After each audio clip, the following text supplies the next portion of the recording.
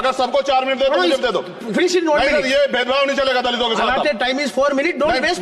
भाई sir, Take 1 आप minute. Check करो, अगर सबको 4 मिनट दिए तो Take 1 minute. आप मना करो, मैं बंद कर देता हूँ उसको। क्या दलितों को सबसे आखिरी में नंबर मिलेगा और बोलने का मौका मिलेगा?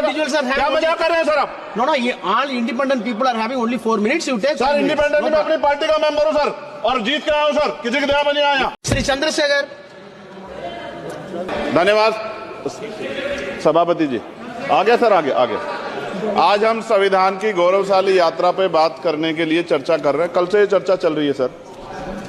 मैंने बहुत सारे दोनों पक्ष के और जितने भी हमारे मेंबर हैं सुना सर, उनको बड़े बड़े नेता हैं सर। इसके भाग 1 में लिखा हुआ है India that is Bharat, Hindustan नहीं लिखा हुआ है सर।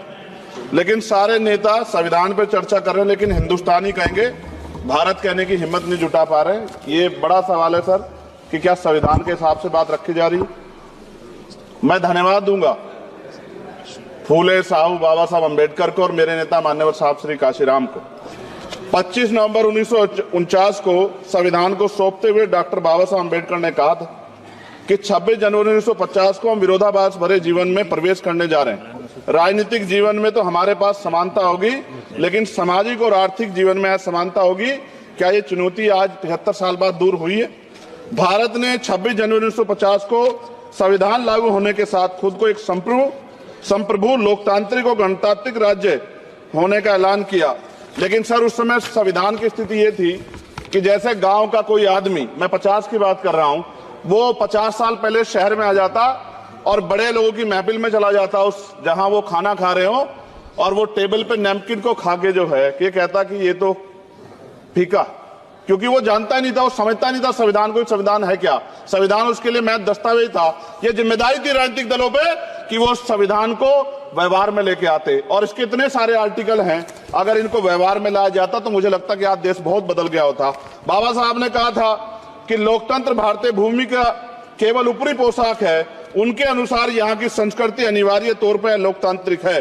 भारत जैसे गरीब और गैर बराबरी वाले देश में संविधान के जरिए छुआछूत खत्म करना, वंचितों के लिए सकारात्मक उपाय करना, सभी वयस्कों के लिए मतदान का अधिकार देना और सबके लिए सम्मान अधिकार तय करना, ये बहुत बड़ी उपलब्धि थी सर।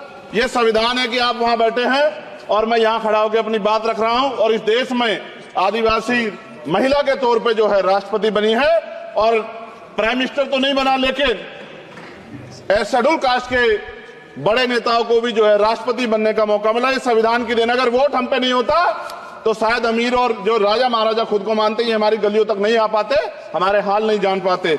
आजादी का मतलब सर सिर्फ अधिकार पाना बढ़ नहीं है, इसके लिए हमारे संविधान में सरकार और नागरिकों के अधिकारों के साथ साथ उनके कर्तव्यों का विस्तार से उल्लेख किया गया है। बाबा साहब ने संविधान सभा में दिए गए भाषण में कहा था कि स्वतंत्रता आनंद का विषय है, पर अब हमें अपनी जिम्मेदारियों पर भी ध्यान देना होगा।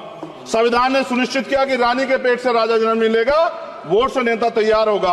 आर्थिक बराबरी के लिए सरकार क्या कर रही है? गरीब और गरीब हो रहा है, अमीर और अमीर हो रहा है। सुबह उठते कहीं बम की धमकी मिलती, कहीं दंगे की। ये अमृत काल है सर, यह धमकी काल है। कितना बढ़ रहा है आर्टिकल 15 सर। भारत में आज भी घोड़ी चढ़नी बैठती होती है सर। क्या दलितों को यहाँ भी बोलने का सर? अगर सबको 4 मिनट दे दो, मुझे दे दो। ये भेदभाव नहीं चलेगा दलितों के साथ। Time is 4 minutes. Don't waste. भाई सर, आप चेक करो, अगर सबको 4 मिनट दिए तो आप मना करो, मैं बंद कर देता हूँ उसको। क्या दलितों को सबसे आखिरी में नंबर मिलेगा और बोलने का मौका मिलेगा? क्या मजाक कर रहे हैं सर आप? No, all independent people are having only 4 minutes. You take. Sir independent में अपनी पार्टी का मेंबर हूँ सर, और जीत के आया हूँ सर, किसी की दया में नहीं आया। Take 1 minute and finish. Sir कल भी बोले सर, एक दलीय पार्टी के लोग, आप मौका दो सर। मूछे रखने पर हत्या होती है, महिलाओं पे, छोटे मासूम बच्चों पर रेप हिंसा होती है। एनसीआरबी का डाटा देकर डर लगेगा। यही 1 किलोमीटर में संविधान को जलाया गया, और महाराष्ट्र के परभनी में अभी भी संविधान को नष्ट किया गया, उसकी कॉपी को। आर्टिकल 25-26 में संविधान में सभी को धार्मिक आजादी। कहाँ है दलितों की, मुसलमानों की, जैनों की, बौद्धों की, ईसाइयों की? छत्तीसगढ़ में सतनामी समाज को संविधान की अपनी धार्मिक आजादी के आधार पर जो है उनको अपमानित करके जेल में बंद कर दिया। संभल, अजमेर, अयोध्या सब इसका उदाहरण है। ये सरकार आलोचना डरती है। कितने लोग जेल में बंद है? मिरान हैदर, खालिद सैफी, उमर खालिद खान, सिफा खान, गुलफ्शा फातिमा और आजम खान साहब राजनीतिक विरोध में बंद है। सरकार यहाँ बैठी है, सरकार सामाजिक न्याय की बात करती है। बताए कितने दलित मुख्यमंत्री बना रखे हैं आपने? 13 ज्यादा सरकार स्टेट में सरकार है। कितनी महिला मुख्यमंत्री है? आपकी सरकार ने सुप्रीम कोर्ट के आदेश के बाद रिजर्वेशन प्रमोशन में जारी नहीं किया, और ओबीसी को पॉलिटिकल रिजर्वेशन आप देंगे नहीं देंगे, आप बताने का काम करें। मैं 75 साल की गौरव यात्रा में हम एक सभ्य समाज नहीं बना पाए, इसलिए जाति आधार पर SC ST OBC के बच्चों को प्राइमरी स्कूल से लेकर उच्च संस्थानों में भेदभाव किया जाता है। सरकार निरंकुश हो गई, कोई बुलडोजर से कार्रवाई करता है। कल मंत्री जी ने कहा हमने राष्ट्रीय पिछड़ा वर्ग आयोग बनाया, 69 शिक्षक भर्ती में उसकी सिफारिशों को नहीं माना। EWS के जरिए आपने संविधान पे आरक्षण के प्रावधान पे हमला किया। 1 मिनट में खत्म कर रहा हूं sir.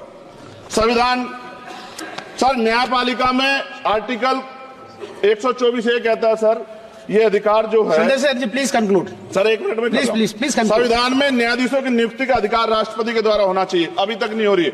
All India judicial service commission कब बनेगा? क्या चंद परिवार ही सर जज बन सकते हैं? और आज हम सर, मैं सरकार से सवाल पूछना चाहता हूं सर, सेवाओं में SC ST OBC वर्ग का कितना प्रतिनिधित्व है?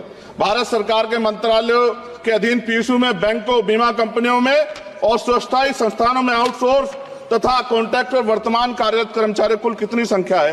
आउटसोर्स और कॉन्ट्रैक्ट में कार्यबल SC ST OBC कितना प्रतिशत है? निजी क्षेत्रों में कार्यरत कर्मचारी उनके SC ST OBC की वर्ग लाभ। सर खत्म कर, लास्ट पॉइंट सर।